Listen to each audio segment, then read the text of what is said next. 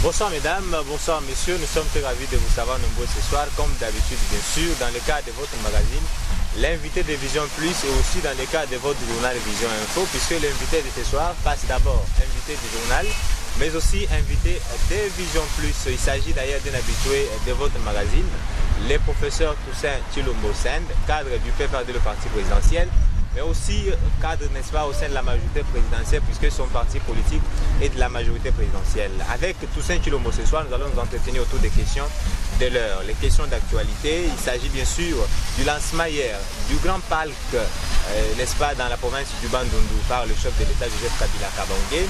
Également d'autres questions de l'heure. Il y a eu la semaine dernière, n'est-ce pas, Barack Obama, le chef d'État américain, qui a fait une déclaration au Congrès. La République démocratique du Congo était également concernée, mais aussi l'organisation des élections par la Commission électorale nationale indépendante et bien d'autres questions. Professeur Toussaint Tshilombo Send, bonsoir. Bonsoir. Merci encore une fois de répondre à notre invitation, mais il faut dire que ça fait un bail, vous étiez en voyage, vous êtes rentré au pays. Comment la santé? Non, ça va bien, merci. Merci, ça s'est bien passé, grâce à Dieu, mais je suis là. Et si on vous posait la question de la santé du pays, comment se porte le pays, quels seront vos dires à ces jours?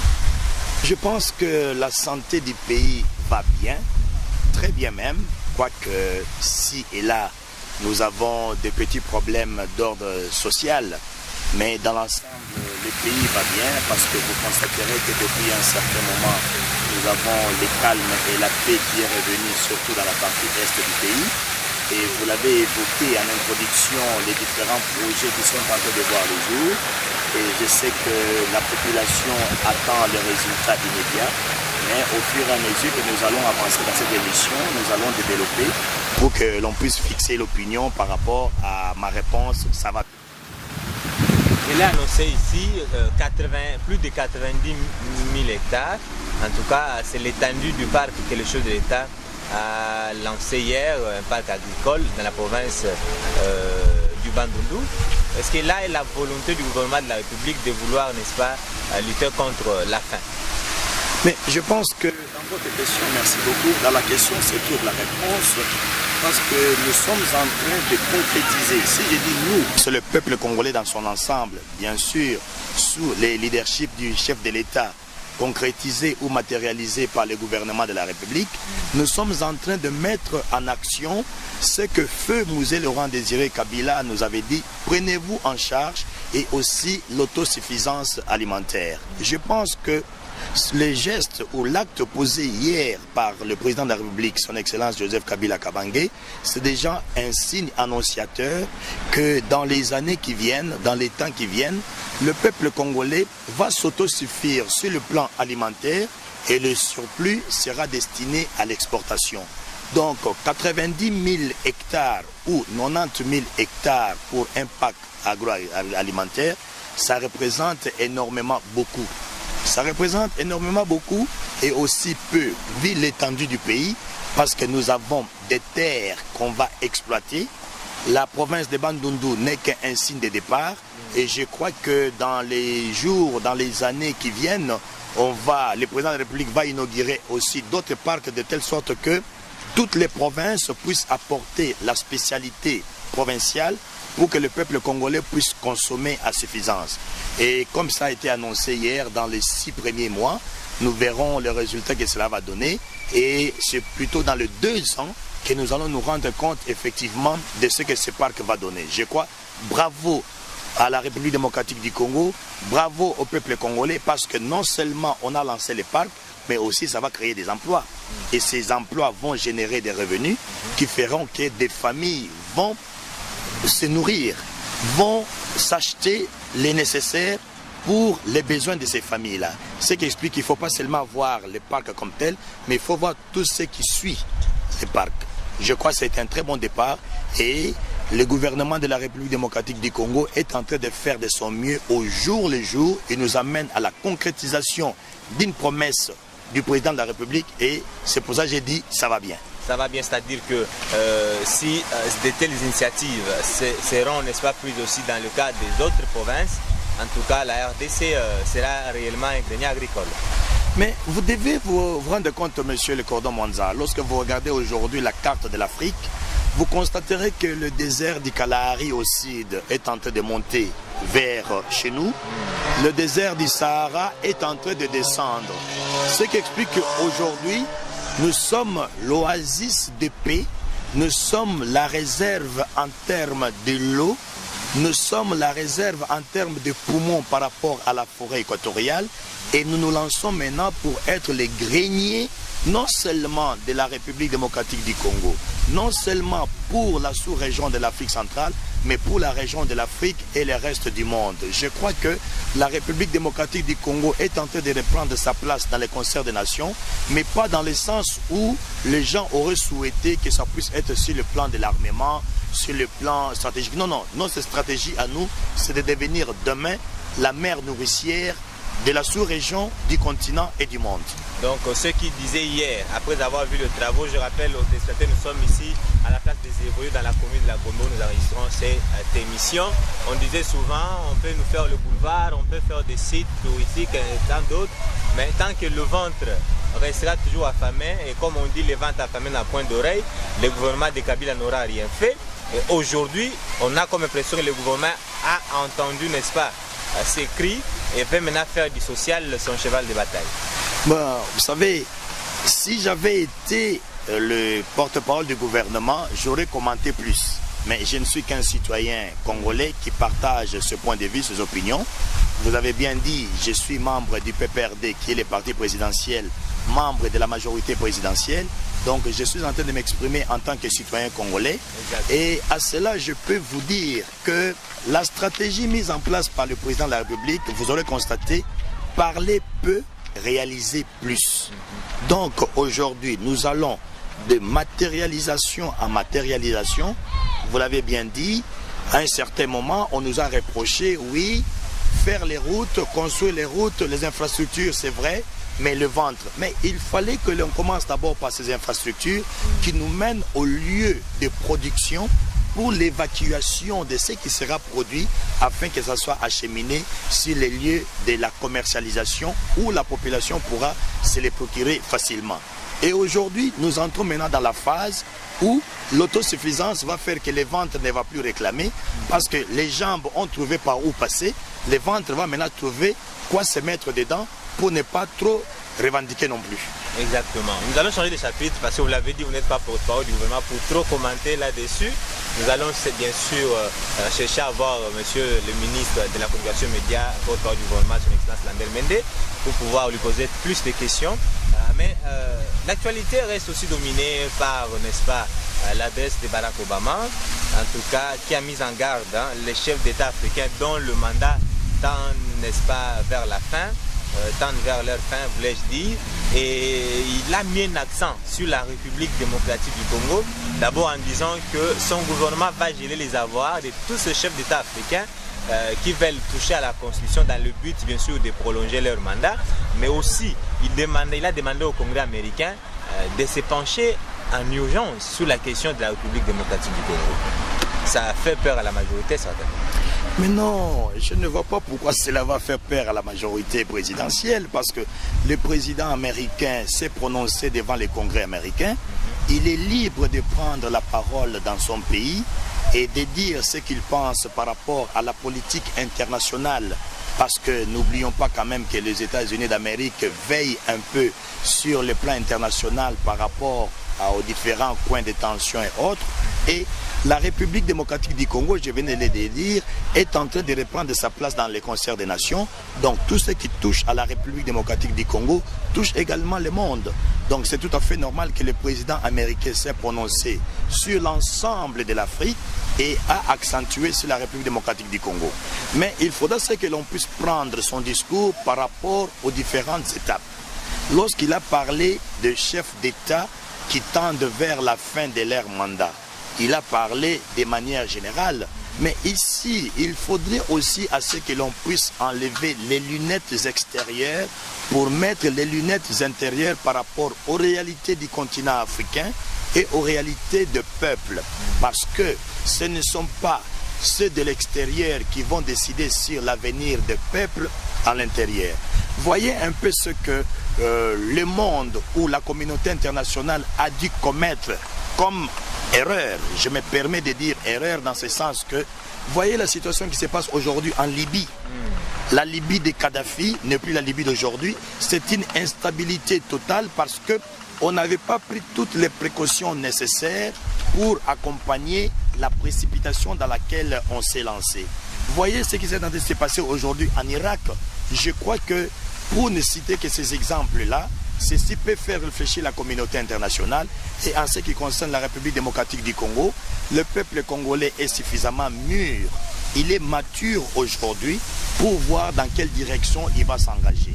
Et lorsque vous parlez de gel des avoirs de chefs d'État à l'extérieur, je crois que tout récemment, il y a un magazine international qui a publié les avoirs des chefs d'État africains. Vous constaterez que la République démocratique du Congo n'était pas touchée de loin comme de près par rapport à ces avoirs-là. Donc, ce qui explique que nous sommes en train de suivre l'évolution du monde, mais il faudrait aussi que le monde puisse s'adapter à nos réalités locales. Et je crois que ceux qui sont en train de gesticuler, ceux qui sont en train de faire du bruit par rapport aux fins, début, continuité des mandats, peuvent avoir leur apaisement parce qu'au moment venu, nous saurons quoi faire, nous saurons comment nous comporter. La priorité aujourd'hui est de chercher à savoir que veut le peuple congolais, quelles sont les aspirations du peuple congolais, quelle est la vision du peuple congolais et comment répondre à cette demande, à ses besoins, à ses aspirations et à cette vision. On ne doit pas se précipiter. Le moment venu, je crois que nous prendrons les mesures adéquates et les responsables du pays savent quoi faire. Ne mettons pas dans leur bouche ce qu'ils n'ont pas dit et ne mettons pas non plus dans la bouche du président Obama ce qu'il n'a pas dit. Parce qu'il ne faut pas interpréter ce qu'il a dit et chercher à se faire son porte-parole. Pas du tout. Je crois que le président Obama, nous le respectons, nous respectons son pays et le peuple américain respectera aussi la volonté du peuple congolais au moment venu. Et lorsqu'on constate déjà dans les fiefs de la majorité au pouvoir, la volonté de s'éterniser au pouvoir, permettez-moi la tautologie, vous voulez que l'on vous laisse faire votre volonté? Mais écoutez, je crois lorsqu'on dit on constate dans les fiefs de la majorité la volonté de rester au pouvoir. Mais je suis bien content que vous ayez dit la majorité. Ça, c'est très intéressant parce que je suis moi-même professeur de sciences politiques et j'apprends à mes étudiants que le pouvoir, on les conquiert. Il faut conquérir un pouvoir. Il faut l'exercer et il faut le conserver le plus longtemps possible. Tant qu'il n'y a pas d'alternance, pourquoi voulez-vous que la majorité puisse prendre le pouvoir sur un plateau et aller les donner ou les confier à l'opposition? Non. Au moment venu, le peuple souverain va trancher. S'il trouve qu'il faut l'alternance, en ce moment-là, c'est le peuple qui se prononce. Mais je vois mal une majorité qui a conquis le pouvoir par le voie légale, normale et légitime qui sont les élections, puisse brader le pouvoir parce qu'il y a une opinion quelconque qui veut lui imposer une façon de voir les choses. Pas du tout. Un pouvoir, il faut le conquérir. Et c'est la raison pour laquelle il existe des mécanismes qui font que ceux qui font confiance à ce pouvoir peuvent le reconduire, peut dire nous éternisons, éterniser c'est un peu trop dire, qui peut dire que nous prolongeons les mandats et qui peut dire nous sanctionnons en termes de sanctions négatives, c'est-à-dire ce n'est plus vous, nous confions notre dévolu à d'autres. Et je suis bien content, je l'ai dit lorsque vous avez parlé de la majorité présidentielle, parce que vous n'avez pas ramené cela à des individus. Donc nous sommes là, les institutions de la République sont en train de tourner et il faut aussi voir la particularité de la République démocratique du Congo. Parmi nos institutions, nous avons des animateurs qui sont issus de l'opposition. Ce qui explique que le pouvoir dans son ensemble en République démocratique du Congo réunit les deux branches principales, la majorité et l'opposition. Donc je crois que lorsque vous scrutez de près au sein des institutions, vous trouvez la réponse à ce que je suis en train de dire.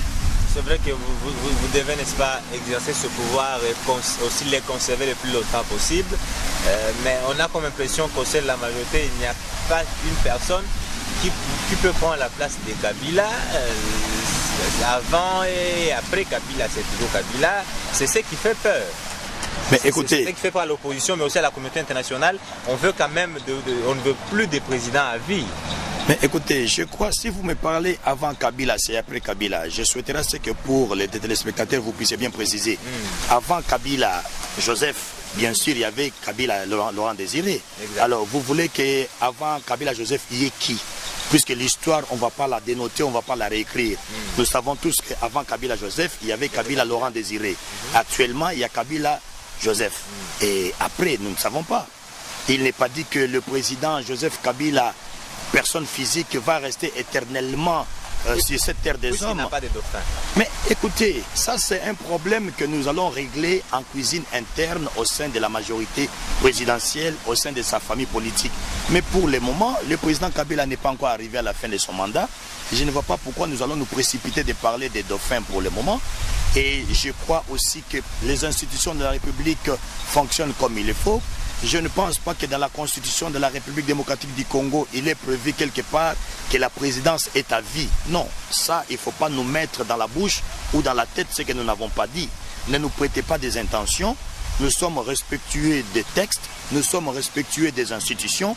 Laissez-nous aller jusqu'à la fin du mandat que le peuple congolais nous a confié et on verra par la suite comment cela va se passer. S'éterniser au pouvoir. Je peux vous dire qu'il y a des pays, lorsque vous arrivez, vous trouverez que c'est les mêmes partis qui sont au pouvoir depuis 80 ans. Et je doute fort que ces pays se portent mal. Pas du tout. Pas du tout. C'est la volonté du peuple qui fait que le régime reste en place. Il ne faut pas confondre le régime et le pouvoir. Il ne faut pas confondre le pouvoir et les individus. Non, donc il faudra qu'on puisse faire la part des choses. Aujourd'hui, c'est la majorité présidentielle qui est à la destinée de la République démocratique du Congo. Elle est en train de faire ce qu'elle est en train de faire. Les preuves sont palpables. Vous l'avez vous-même dit. Voici l'endroit où nous sommes. Il faudra qu'on revienne à cet endroit 3 ans avant. Ce n'était pas comme ça. Et je crois que ceci est à mettre au crédit de la majorité présidentielle, est à mettre au crédit de la matérialisation, de la modernisation du président de la République et du gouvernement de la République. Je doute fort que ce soit l'opposition qui ait réalisé là où nous sommes aujourd'hui. Exactement. En fait, c'est vrai, hein, vous avez parfaitement raison, il faut conserver ce pouvoir, on ne faut pas personnaliser le pouvoir. En tout cas, si vous le faites ainsi, ça sera une bonne chose parce que si vous voulez personnaliser, vous avez l'opposition derrière vous et la communauté internationale et la société civile, même les hommes des églises. Aujourd'hui, l'église catholique est, je dirais, un séminaire sur l'intellectuel congolais et la révision constitutionnelle. Donc même l'église catholique ne va pas vous laisser faire. Mais écoutez, là je voudrais vraiment, M. Fwamba, cordon de Vision Info Plus, M. Mwanza, excusez-moi, je voudrais que pour les téléspectateurs, nous puissions aussi lever les équivoques. Il ne faut pas confondre les syndicats des évêques avec l'église catholique. Non, non, non, non, non, non, non, non, attention. Il faut faire la part des choses. Les évêques de l'église catholique romaine se regroupent au sein d'une structure qu'ils appellent la Senko, mais la Senko n'est pas l'église catholique. Donc il faut faire très attention parce que l'église catholique c'est une chose, la Senko n'est qu'une structure au sein de l'église catholique. Okay. Et la Senko ne parle pas au nom de l'église catholique parce que moi-même qui vous parle, je suis chrétien catholique, je n'ai pas délégué la Senko pour parler à ma place. Okay. Et je doute fort que les chrétiens à travers les paroisses et à travers la République démocratique du Congo ont donné mandat à la Senko pour parler à sa place. C'est tout à fait normal que nos évêques, en tant que citoyens congolais, j'insiste bien, nos évêques en tant que citoyens congolais peuvent se prononcer à titre individuel sur la situation du pays. Mais ils sont congolais, ils n'ont pas une autre nationalité que celle-ci. Et ils sont évêques de l'église catholique du Congo, de la République démocratique du Congo. Ils ne sont pas évêques de l'église catholique du Gabon ou du Togo. Mais il faudrait aussi à ce que l'on puisse nuancer.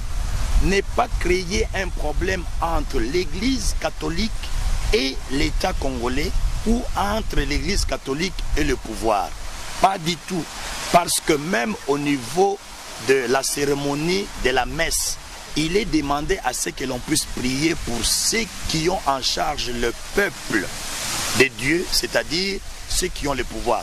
Saint Augustin, qui est un père de l'Église, l'a bien signifié qu'il faut toujours faire la part des choses entre le pouvoir spirituel et le pouvoir temporel. Et aussi, la constitution dont il est question est très claire. La constitution de la République démocratique du Congo détermine que l'État congolais de la République démocratique du Congo est un État laïque. C'est-à-dire, il y a une nette séparation entre les affaires de l'État et l'Église. Et les